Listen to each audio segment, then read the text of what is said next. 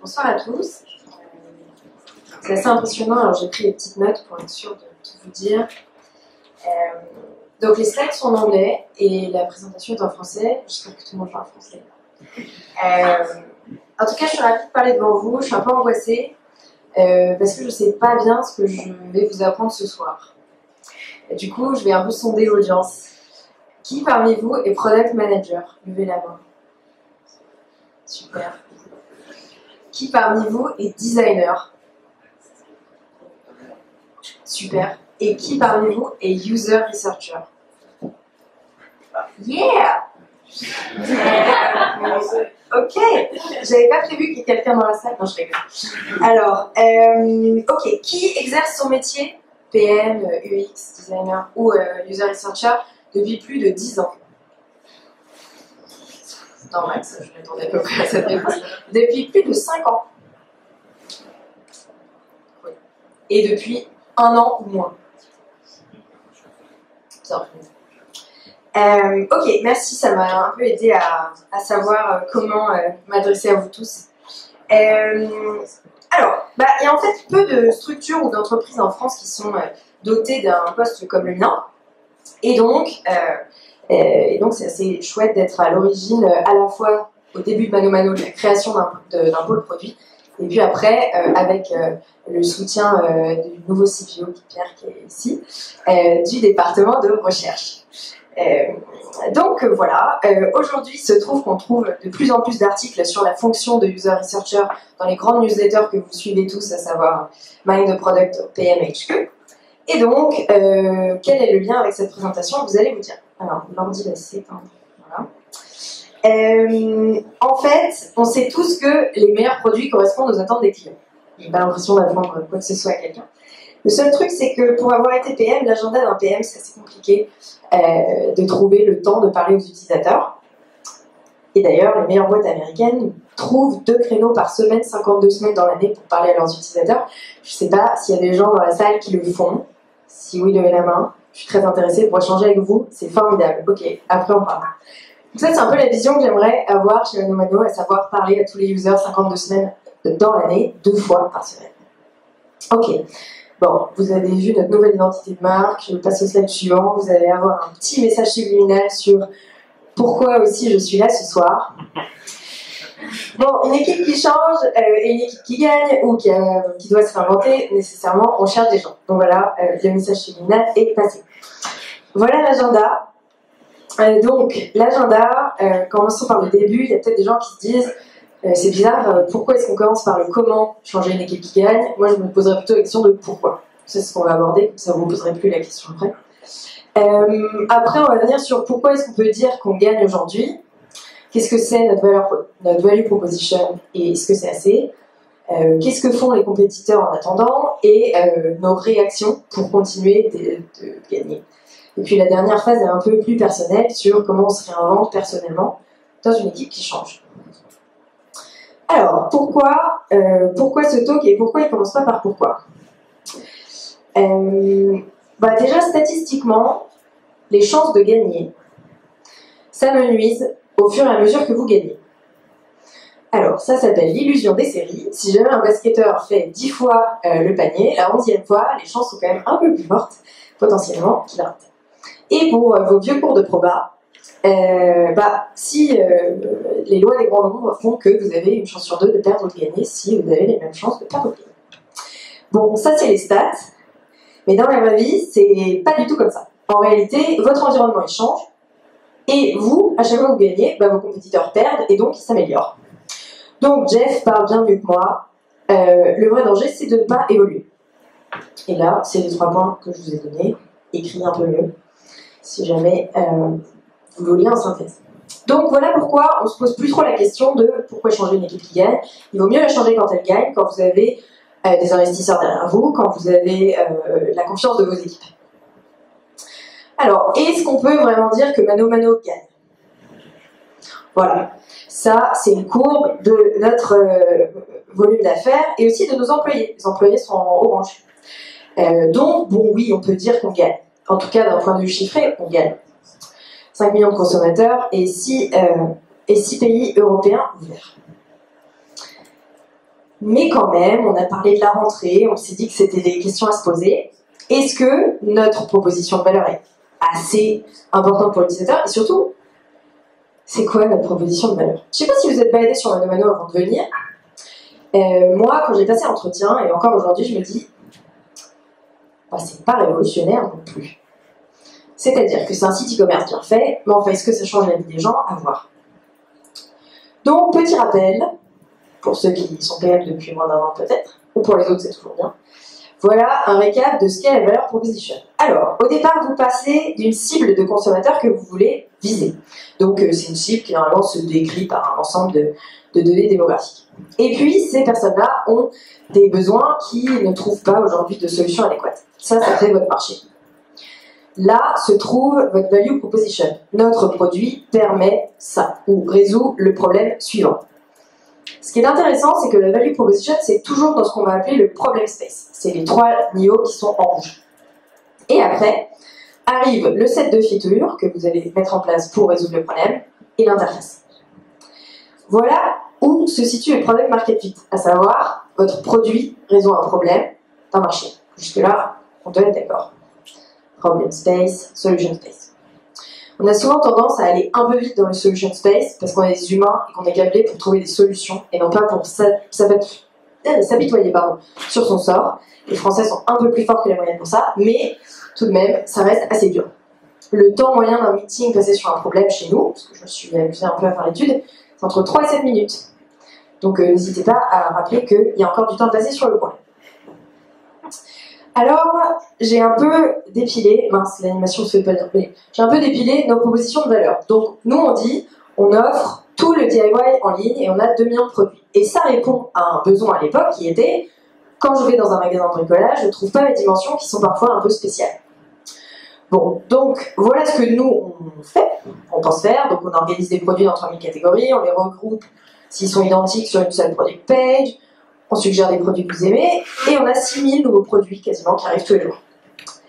Ben ça, c'est un peu ce que répondent les gens.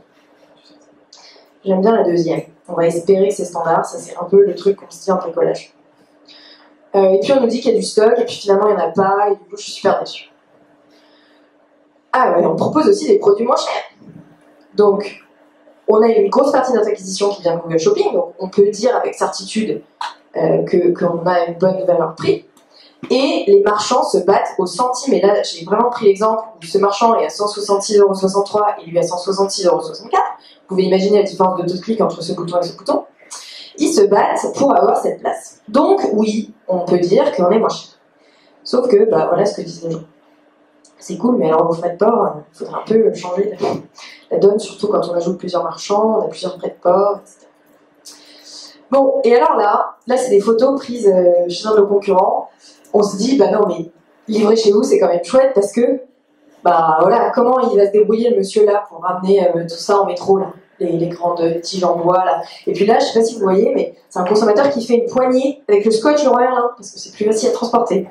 Donc il y avait un vrai problème au départ. Donc voilà, nous on pense qu'on fait ça. Et aussi, on livre des produits encombrants alors qu'Amazon ne le fait pas. Mais voilà ce qu'en disent les consommateurs. Voilà, c'est pas forcément toujours respecté, et puis on sait pas trop quand est-ce qu'on va le livrer, etc., etc. Ça, c'est une value proposition qu'on a travaillé un peu plus récemment. On s'est dit, bah, dans les vendeurs de bricolage sont rarement faciles à trouver dans les magasins, donc nous, on va faire un live chat disponible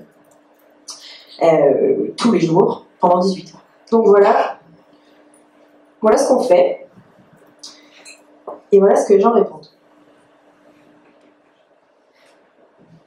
Donc ça nous emmène à cette question. Est-ce que c'est assez, ce qu'on fait? Est-ce que ça fait une assez grande différence? Et qu'est-ce qu'on peut faire après? Et alors j'ai lu un article qui m'a un peu mis tous mes doutes dans une seule question. Est-ce qu'en fait, on ne serait pas un canal de distribution et non pas un vrai produit? Ça, c'est la question que peuvent se poser pas mal de gens qui sont dans des boîtes assez matures en termes de chiffres, là, comme on a vu, de conquête de marché. Vous avez réussi à trouver une part de voix sur Internet. Vous vous faites connaître. Ça, c'est super bien parce que c'est dur à faire. Sauf qu'une fois que vous l'avez fait, avec tous les effets de réseau, etc., bah, qu'est-ce que vous dites? Qu'est-ce que c'est votre promesse? Qu'est-ce que c'est votre promesse utilisateur?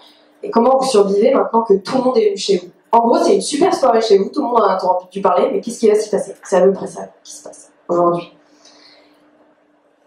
En parallèle de ces réflexions personnelles et réflexions d'équipe, voilà ce qui s'est passé à côté. Donc la concurrence a commencé à se rapprocher, en tout cas les magasins se sont rapprochés de géants de la tech, ils investissent massivement dans des équipes techniques, c'est des équipes techniques à plusieurs milliers de développeurs. Google lance sa marketplace, à savoir mettre directement le bouton acheter depuis ses annonces. Et Amazon renforce ses skills en DIY. Là, c'est le roi Merlin qui refait complètement ses pages de recherche et qui vous propose un assistant pour vous aider à choisir votre perceuse, au lieu de présenter juste des listings. Ça, c'est Amazon qui reconnaît une liste, avec quand même pas mal de détails, ou qui vous propose la reconnaissance d'image. Et alors lui, il m'intéresse particulièrement, parce qu'en fait, il se pose la même question que nous. Est-ce que je suis un canal de distribution, ou est-ce que je suis un vrai produit? Et là, au lieu de dire je redirige du trafic vers des sites qui savent le faire, et ben je commence à le faire mieux moi. Et donc, en mettant le panier directement ici, et en ayant déjà vos données de carte bleue et certainement vos données de livraison, se rapproche d'un produit qui fait une expérience complète sur une page. Bon, donc on a réagi à ça. La première des choses qu'on a faites, c'est il fallait y aller, quoi. Il fallait le vivre, notre expérience. Alors c'est pas facile, j'entendais souvent Blablacar dire be the member, ou Netflix dire nous on utilise beaucoup notre produit. Parfois vous tombez pas sur un produit aussi simple à utiliser. Grosso modo, partir en week-end ou regarder des séries en masse, c'est un peu plus simple que de bricoler. Mais c'est pas grave. C'est pas grave, mon conseil c'est si vous le sentez pas, vous le simulez. Personne n'a rigolé à cette blague, c'est bien. Donc, ce qu'on a fait, c'est qu'on a créé un cas utilisateur complètement faux, basé sur vous devez recréer votre salle de bain. Et bien sûr, la plupart des gens chez nous sont des locataires à Paris, donc ils n'ont pas ce genre de soucis. Vous avez 2 semaines maximum. Voilà un plan de votre architecte, vous avez 2500 €, pardon. Allez-y, vous avez 30 minutes. On s'est dit, bon, 30 minutes, une équipe de 3 employés, voilà. Ça va la vie. Alors, j'espère que ça va marcher, que je vais avoir le son. Donc là, pour vous donner un peu de contexte, c'est l'équipe qui construit l'expérience de recherche sur le site, qui teste sur un mobile ou sur un desktop l'expérience de recherche du site. Et là, c'est particulièrement la recherche du lavabo d'angle. Déjà, si ça parle à des gens, parce qu'il y a un lavabo d'angle, c'est bien, parce que eux, pas trop. Mince. Si je vous spoil les résultats, ça va pas aller.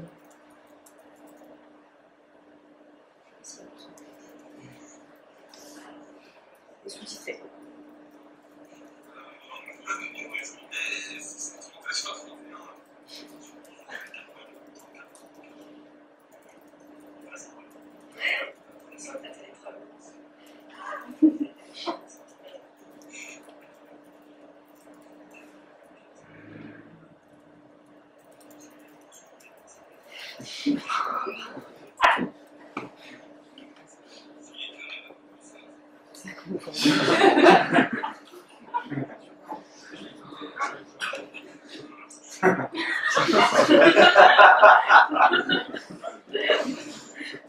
Oui, c'est vrai. Ça dépend de taille. Donc voilà. Donc le LX, DX, ça se souvient encore, H. Ok, donc ça c'est 50 secondes d'un atelier qui dure 30 minutes. Franchement, j'ai sélectionné c'était dur de couper. Donc voilà, donc eux ils designent l'expérience, ils vont se rendre compte que les filtres sont trop petits en mobile. Ils vont commencer le test en se disant ok, alors s'il faut faire un panier, donc tu te crées un compte de test. Voilà, il y a 2 trucs qui m'ont choqué dans cette phrase. La première, c'est que pour tout bon site e-commerce, il n'y a pas besoin d'avoir de compte pour faire un panier. Ça, c'était un peu flippant. Et le deuxième, c'était un compte de test. Il y a des développeurs qui sont là depuis plusieurs années et qui n'ont pas de compte. Donc, ils n'ont jamais fait l'expérience de login. Donc ça, c'est un peu les révélations de ce test. On a décidé d'élargir ce test à plus de monde. Et donc, on a vu 13 groupes, à peu près de 4 personnes, et on leur a posé la même question à la fin. Est-ce que vous avez tout trouvé pour votre salle de bain? Il n'y a qu'une équipe qui a trouvé tout. Ça va jusqu'au joint silicone pour monter la baignoire. Il faut quand même y aller. Faut le faire, quoi. C'est un peu ça. Et alors, juste avant ça, on a eu 0 note. Après, je leur ai demandé de noter de 0 à 10 l'expérience qu'ils avaient eue. On n'a pas eu d'ambassadeur. Pas eu de 9 ou de 10 sur 10. Bon, on l'a fait aussi avec des sites de la concurrence. Hein. Il n'y a pas non plus de 9 et de 10. Donc c'est cool, ça s'appelle une opportunité en product management, de façon politiquement correcte, ou un gros problème d'expérience au global. Mais, en tout cas, il y a des choses à faire. Voilà les feedbacks qu'il y a eu.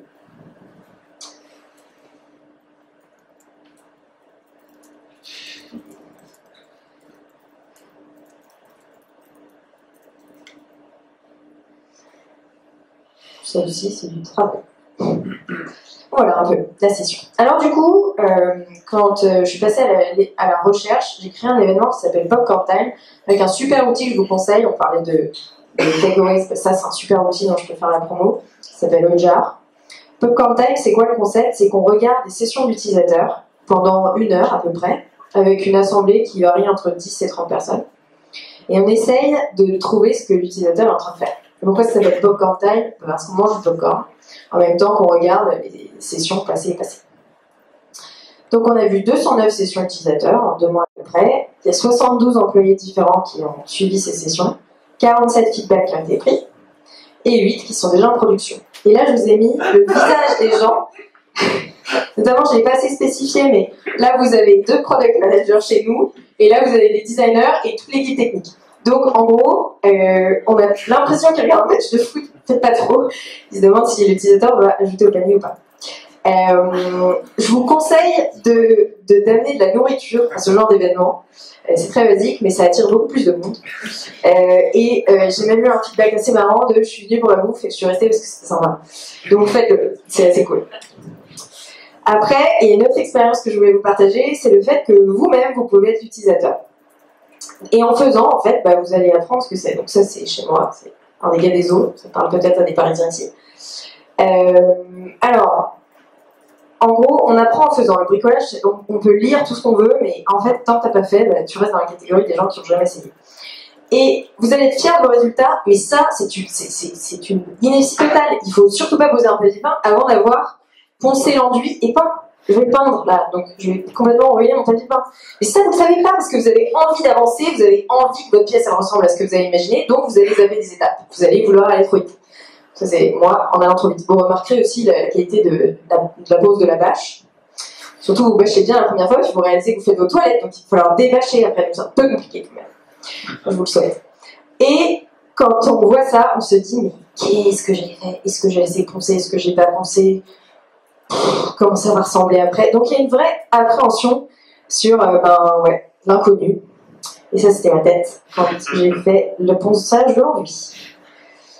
Voilà, ce qui est sympa avec ça, surtout, et quand vous faites de la recherche en général, c'est de le partager. Alors là, c'est une conversation entre moi et un client, où je lui demande des conseils. Et il me dit qu'il faut acheter cette cale à poncer chez Casto. Bon, effectivement, ça arrivera dans les temps.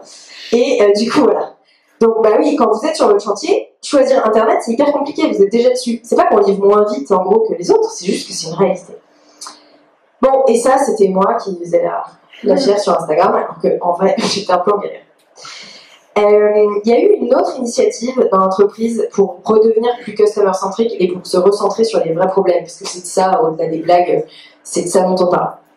Ça s'appelle Close the Loop. Le but, c'est de rappeler des détracteurs. Et là, chaque personne de l'entreprise doit rappeler tous les mois 2 détracteurs. Donc potentiellement, se faire incendier au téléphone. C'est à peu près ça. Voilà un peu à quoi ça ressemble. Donc le service client, notamment la personne en charge des process, l'a fait. Notre fondateur a bien apprécié le mouvement, donc c'est assez chouette aussi quand c'est backup par le fondateur. Et du coup, ça s'est vachement développé. Donc après ce fameux get real, c'est-à-dire arrêter de supposer et essayer de faire, aussi on s'est organisé différemment. On a changé le nom de nos tribes. Avant, on avait des tribes qui s'appelaient qui étaient segmentés par type de client. Et le problème de ça, c'est qu'en fait, le marketplace est censé réunir à chaque moment d'expérience des cibles différentes pour faire une expérience cohérente. Du coup, on les a renommés et aussi transformés en une organisation qui qui est alignée avec le Customer Journey et qui réunit marchands et clients. Une autre façon aussi de se structurer, c'est de faire des meetings sur les problèmes. Donc là encore, une discussion entre PM, designers et aussi des gens qui ne sont pas dans la partie product building sur des verbatims clients qui sont imprimés. La seule consigne, c'est problèmes ennuis pendant 1 heure. Et si jamais il y en a qui ont des solutions, ça arrive. Une sorte de parking et solutions sur le côté. Tout ça, vous avez certainement déjà vu ça sur le design thinking et tout. C'est hyper riche, 70 problèmes, cluster en système dans 1 heure, c'est très respectable. Et finalement, 4 solutions sorties. La dernière chose, c'est qu'on a changé la façon dont on grossissait. Avant, la tech chez nous, c'était une équipe un peu petite. On a été sous-staffé en tech, vous pouvez le voir par rapport à cette courbe. On était très sous-staffé en tech. Et puis on pensait que le produit c'était une petite équipe stratégique, mais qu'on n'allait pas trop l'agrandir. Aujourd'hui, voilà un peu comment on est organisé. Donc en orange, c'était ce que moi j'avais imaginé il y a 1 an et demi à peu près comme vision. Et en fait, tout ça, c'est ce qu'on aimerait faire d'ici l'année prochaine à peu près. Donc en termes de financement. Donc, on a décidé d'investir massivement dans la construction d'une nouvelle expérience, et ça passe aussi par les fiches de poste qui peuvent sortir. Aussi, on va avoir notre entrepôt personnel. Donc, on va commencer à livrer. Donc, la façon dont on grandit, c'est aussi d'aller chercher d'autres types de business models. Donc là, ça c'est aussi un bon takeaway. Emmenez vos équipes produits qui vont construire les outils logistiques, voire l'entrepôt. Et aussi, le dernier gros sujet, c'est de se dire, il y a toute une partie en fait de l'écosystème du bricolage qui nous aime bien parce que eux, ils savent comment les trucs s'appellent, ils savent se repérer chez nous, mais on n'a rien fait pour eux. Et ça, c'est les pros.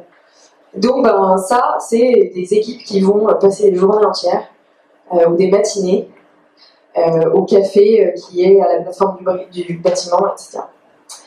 Donc voilà un peu ce qu'on a changé dans notre façon de faire. Ça, c'est la dernière partie Blue Perso, c'est très bien parce qu'il me reste 5 minutes, donc je ne vais pas prendre beaucoup plus de temps. Je vous conseille vivement un article que j'ai mis dans les slides, et j'espère que vous pourrez le récupérer, qui s'appelle Law of Startup Physics. C'est un article qui m'a vachement parlé, parce que ça, c'est la croissance de votre boîte. C'est une croissance qui est assez exponentielle, on l'a vu tout à l'heure. Et d'après l'article, les humains grandissent de façon linéaire. Année après année, cellule après cellule. Donc il arrive fatalement ce point où vous n'êtes plus adapté à la croissance de votre boîte. Alors l'article est un peu dur là-dessus, il dit qu'il y a 2 options. Soit vous le virez, soit vous lui trouvez un manager. Mais dans le deuxième cas, il finira par partir de lui-même. Ça veut presque dire l'article. Bon, donc nous, on se dit en tant que salarié, comment est-ce qu'on déplace ce point? Et donc là, un bon truc, c'est déjà après 6 heures ou avant 9 heures, vous ne travaillez pas sur la boîte, vous travaillez sur vous. Ça, c'était un super conseil que m'avait donné le fondateur de Mano, et je le partage avec vous, parce que je pense que c'est un des meilleurs conseils qu'on m'a donné. Vous allez devoir apprendre pour les étapes d'après. Ensuite, sortez. En réalité, la réponse, vous allez rarement la trouver assis à votre bureau. Donc, rencontrez des gens, sortez, nourrissez-vous d'autres industries, ouvrez un peu vos écoutilles. Aussi, il y a des arrivées chez vous. Et donc ces arrivées, potentiellement, elles commencent à un point où la boîte est plus avancée. Et elles sont encore au-dessus. Donc sur la courbe, elles sont un peu plus en avance de vous, en croissance. Et même si elles ne font pas le même job, elles ont une expérience qui est supérieure à la vôtre, bien souvent. Donc apprenez d'eux et rencontrez-les. C'est aussi une bonne expérience pour se connaître soi-même, savoir en quoi on est bon, savoir pourquoi on a été recruté, pourquoi est-ce qu'on serait recruté aujourd'hui, etc. C'est un peu un moment de remise en question. Et vous pouvez créer vos KPI personnels. Les miens, c'était ça. Est-ce que j'ai appris un truc cette semaine? Est-ce que j'ai eu des nouvelles idées? Est-ce que j'ai rencontré de nouvelles personnes? Et est-ce que j'ai affiné ma vision produit? Quand au bout de 4 ou 5 semaines, c'est non, ou c'est 0, déjà posez-vous des questions. Est-ce que je suis encore bien là? Ou est-ce que je sors assez pour enrichir la boîte aussi, si vous voulez une vision plus proche de l'entreprise? La deuxième partie de l'article, c'est de dire, ah non, il y a quand même un truc chez les humains qui scale de façon exponentielle, c'est la pensée. Et donc par la pensée, ils extrapolent sur la vision. Donc les seuls gens qui sont pas dans cette croissance linéaire, c'est les fondateurs. Ça, c'est ce que dit l'article. Donc en gros, si vous avez de la vision, vous pouvez rester là. Et il va même plus loin, il dit, cette vision, c'est ce qui va faire que les gens vont rester travailler si jamais tout va mal. Là-dessus, il y a un très bon exemple qui est pris dans l'article autour de Coinbase, qui n'a pas perdu d'employés ou très peu, peu importe le cours du Bitcoin, tout ça parce qu'ils sont restés, parce qu'ils pensaient que le monde allait changer à travers cette crypto-monnaie et que ça n'avait aucune incidence, que le Bitcoin valait 1200 $ ou 200. Je vous invite à lire, c'est vraiment très bien. Oui, mais alors, moi je suis d'accord avec lui, les founders sont unique capacity of vision, très bien. Il va même jusqu'à conclure ça. Part-time Elon is better than a hired CEO. Alright. Mais vous faites partie peut-être des premiers employés. Donc vous êtes les premiers croyants, on va dire, dans cette vision. Et surtout, vous avez amené pas mal d'idées pour la raffiner. Et puis pour la challenger aussi auprès du marché. Donc en fait, vous pouvez considérer peut-être que votre croissance n'a pas à aller que vers le haut et que vous avez plein d'autres compétences à apporter à d'autres corps plus nouveaux dans l'entreprise, comme les user research par exemple. Donc, il y a peut-être d'autres endroits dans l'organisation de façon horizontale où vous serez mieux et où vous serez plus reconnu. En plus, en tout cas chez Mano, il y avait des nouveaux jobs créés très souvent, notamment en logistique ou ailleurs, donc pourquoi pas créer ça. Et enfin, et ça c'est un peu une grande phrase mais qui est assez importante, c'est vous en quoi vous croyez et est-ce que la vision de la boîte aujourd'hui est toujours alignée avec la vôtre? Si la réponse est oui, restez, sinon partez. Voilà les conclusions. Donc ce que je vous partage, c'est que quand tout va bien, restez quand même ouvert au fait qu'il y a plein de choses qui vont certainement mal. C'était un peu ce truc-là quand on a repensé notre façon d'imaginer le produit avec les gens. Ok, il ne faut pas rester juste un fou dans son coin qui pense que rien ne va bien, etc. Il faut partager ça et le prouver. Et ça, le prouver, c'est un peu la secousse de l'exercice où en fait les gens qui travaillent chez Mano ne recommandent pas l'expérience de Mano à leurs proches. C'est un peu dommage. Voilà, vous pouvez créer des challenges pour vous mettre dans la position d'un utilisateur. Essayez que votre organisation s'aligne avec votre parcours utilisateur. Et puis, un petit dernier hint, partagez toujours du first-hand feedback. Dites pas, les gens font ça, mais envoyez un morceau de vidéo ou un morceau d'enregistrement qui montre que la personne fait ça. Parce que du coup, la personne qui va le recevoir va vivre l'expérience que vous avez vécue en tant que researcher et va pas juste se dire qu'est-ce qu'elle me dit, moi je sais que c'est trop long à construire, j'ai qu'à faire plus court, et à la fin, ce qui est construit, il ne répond pas vraiment au problème. Et investissez en vous, c'est une bonne façon de conclure, je pense. C'est toujours du temps bien passé pour une boîte. Oui, c'est un petit rappel. Voilà.